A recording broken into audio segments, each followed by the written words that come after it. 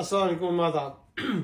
MKM बरतानिया कल TikTok पर एक लाइव प्रोग्राम करने जा रही हैं जो गद्दार कौन के उन्वान पर होगा।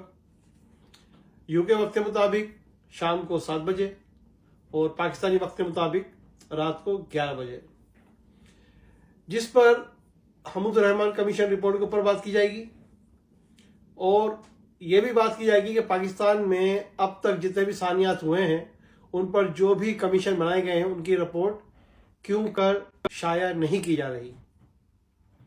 अल्ताफ हुसैन भाई का इस हवाले से क्या स्टांस रहा है गुज़िश्ता 35 सालों से, और पाकिस्तान के दीगर सियासतदानों का उस पर क्या स्टांस रहा है।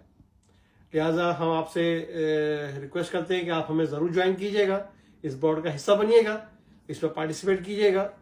कल यूके वक्त के मुताबिक शाम को 7 बजे। बहुत बहुत शुक्रिया। जी अल्ताफ, जी मुत्तहदा, जी मजलूम।